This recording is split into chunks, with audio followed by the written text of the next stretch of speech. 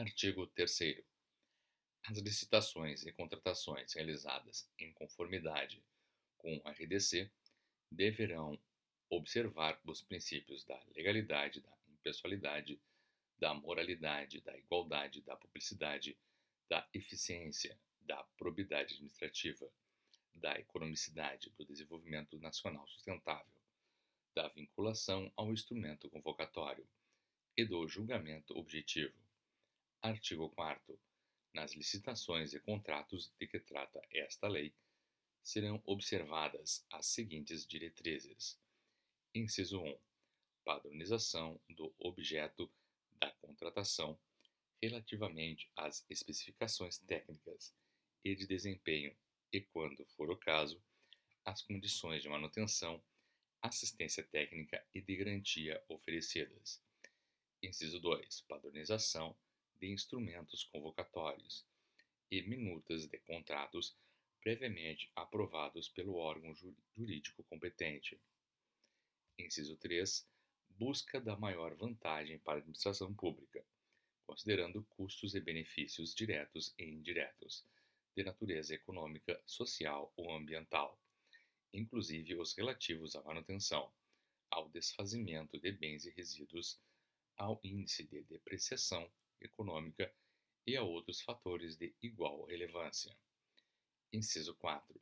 Condições de aquisição de seguros, de garantias e de pagamento compatíveis com as condições do setor privado, inclusive mediante pagamento de remuneração variável, conforme desempenho na forma do artigo 10.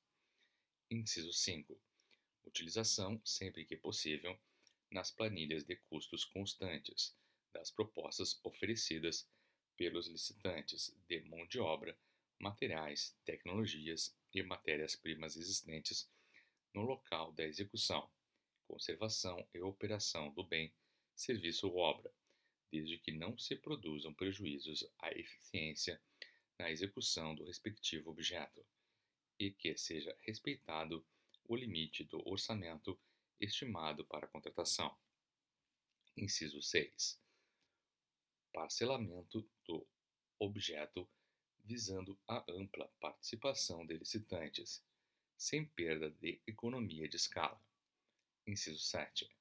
Ampla publicidade em sítio eletrônico de todas as fases e procedimentos do processo de licitação, assim como dos contratos, respeitado o artigo 6º desta lei. Parágrafos 1º. As contratações realizadas com base no RDC devem respeitar especialmente as normas relativas a: inciso 1. Disposição final ambientalmente adequada dos resíduos sólidos gerados pelas obras contratadas. Inciso 2. Mitigação por condicionantes e compensação ambiental, que serão definidas no procedimento de licenciamento ambiental. Inciso 3. Utilização de produtos, equipamentos e serviços que comprovadamente reduzam o consumo de energia e recursos naturais. Inciso 4. Avaliação de impactos de vizinhança, na forma de legislação urbanística. Inciso 5. Proteção do patrimônio cultural, histórico, arqueológico e imaterial, inclusive por meio da avaliação do impacto direto ou indireto causado pelas obras contratadas. Inciso 6. Acessibilidade para o uso por pessoas com deficiência ou com mobilidade reduzida. Parágrafo 2º. O impacto negativo sobre os bens do patrimônio cultural, histórico, arqueológico e imaterial tombados deverá ser compensado por meio de medidas determinadas pela autoridade responsável, na forma da legislação aplicável. Seção 2. Das regras aplicáveis às licitações no âmbito do RDC. Subseção 1. Do objeto da licitação. Artigo 5.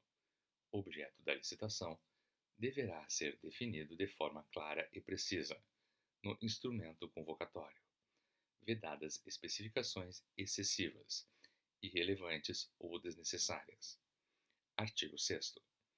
Observado o disposto no parágrafo terceiro, o orçamento previamente estimado para a contratação será tornado público apenas e imediatamente após o encerramento da licitação, sem prejuízo da divulgação, do detalhamento dos quantitativos e das demais informações necessárias para a elaboração das propostas.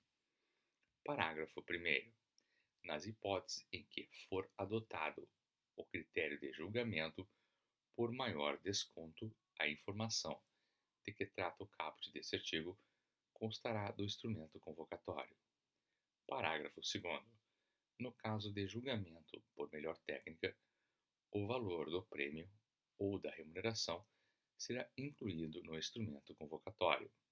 Parágrafo 3º.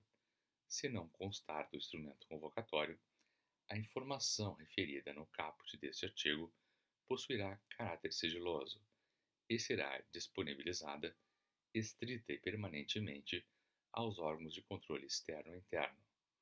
Artigo 7º. No caso de licitação para aquisição de bens, a administração pública poderá: inciso 1. Indicar marca ou modelo, desde que formalmente justificado nas seguintes hipóteses. A linha A, em decorrência da necessidade de padronização do objeto. A linha B, quando determinada marca ou modelo comercializado por mais de um fornecedor for a única capaz de atender às necessidades da entidade contratante. Ou, a linha C, quando a descrição do objeto a ser licitado puder ser melhor compreendida pela identificação de determinada marca ou modelo, aptos a servir como referência, situação em que será obrigatório o acréscimo da expressão ou similar ou de melhor qualidade. Inciso 2. Exigir a mostra do bem no procedimento de pré-qualificação, na fase de julgamento das propostas ou de lances, desde que justificada a necessidade da sua apresentação. Inciso 3. Solicitar a certificação da qualidade do produto ou do processo de fabricação, inclusive sob o aspecto ambiental, por qualquer instituição oficial competente ou por entidade credenciada. Inciso 4.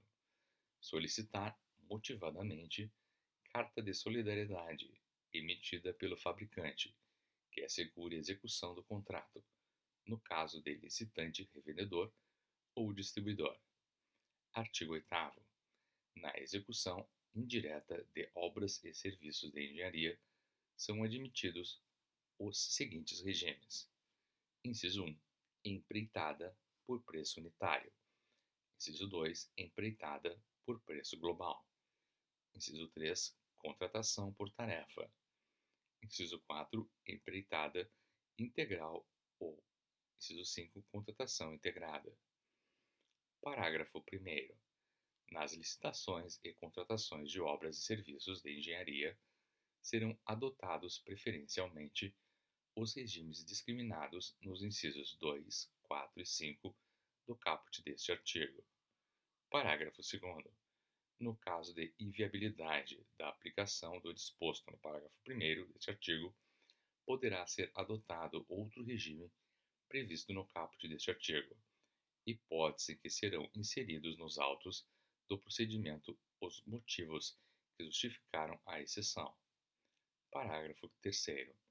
O custo global de obras e serviços de engenharia deverá ser obtido a partir de custos unitários de insumos ou serviços menores ou iguais à mediana de seus correspondentes ao Sistema Nacional de Pesquisa de Custos e Índices da Construção Civil, no caso de construção civil em geral, ou na tabela de sistema de custos de obras rodoviárias, no caso de obras e serviços rodoviários. Parágrafo 4º.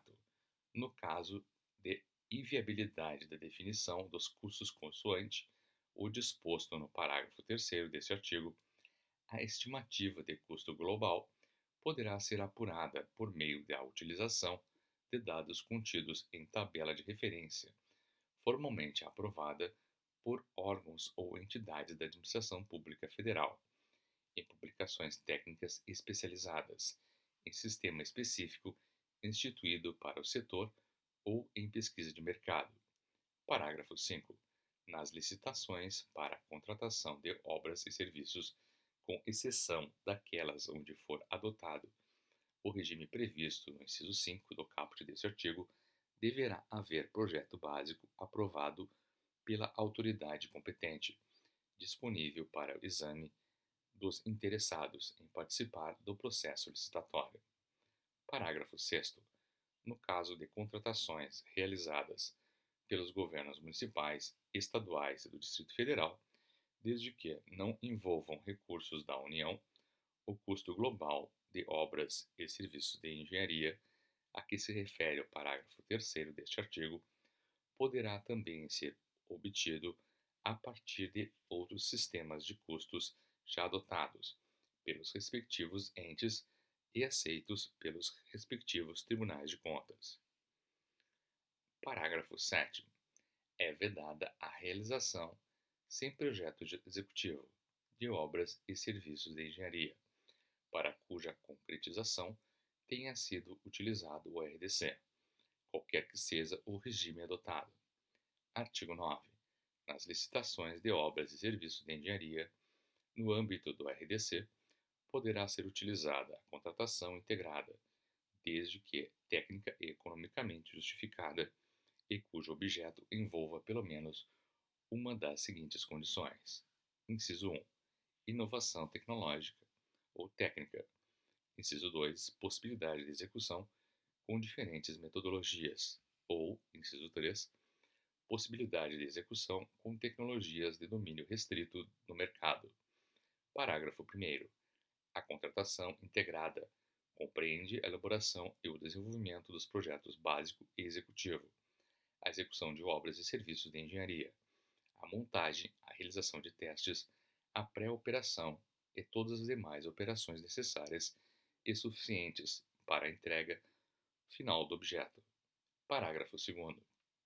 No caso de contratação integrada, inciso 1, o instrumento convocatório deverá conter anteprojeto de engenharia que contemple os documentos técnicos destinados a possibilitar a caracterização da obra ou serviço, incluindo a linha a demonstração e a justificativa do programa de necessidades, a visão global dos investimentos e as definições quanto ao nível de serviço desejado.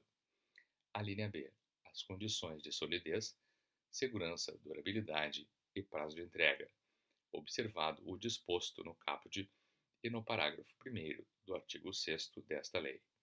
A linha C, a estética do projeto arquitetônico. A linha D, os parâmetros de adequação ao interesse público, a economia na utilização, a facilidade na execução, aos impactos ambientais e a acessibilidade. Inciso 2. O valor estimado da contratação será calculado com base nos valores praticados pelo mercado, nos valores pagos pela administração pública em serviços e obras similares, ou na avaliação do custo global da obra, aferida mediante orçamento sintético ou metodologia expedida ou paramétrica. Parágrafo 3º. Caso seja permitida no anteprojeto de engenharia a apresentação dos projetos com metodologias diferenciadas de execução, o instrumento convocatório estabelecerá critérios objetivos para avaliação e julgamento das propostas. Parágrafo 4º. Nas hipóteses em que for adotada a contratação integrada, é vedada a celebração de termos aditivos aos contratos firmados, exceto nos seguintes casos. Inciso 1. Recomposição do equilíbrio econômico-financeiro decorrente de caso fortuito ou força maior.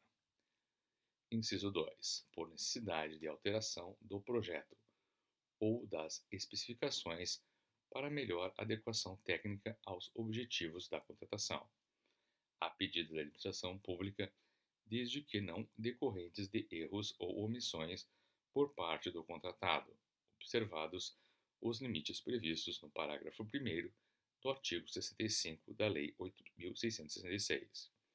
Parágrafo 5. Se o anteprojeto contemplar matriz de alocação de riscos entre a administração pública e o contratado, o valor estimado da contratação poderá considerar taxa de risco compatível com o objeto da licitação e as contingências atribuídas ao contratado, de acordo com metodologia pré-definida pela entidade contratante. Artigo 10. Na contratação das obras e serviços, inclusive de engenharia, poderá ser estabelecida remuneração variável vinculada ao desempenho da contratada com base em metas padrões de qualidade, critérios de sustentabilidade ambiental e prazo de entrega definidos no instrumento convocatório e no contrato. Parágrafo único. A utilização da remuneração variável será motivada e respeitará o limite orçamentário fixado pela administração pública para a contratação.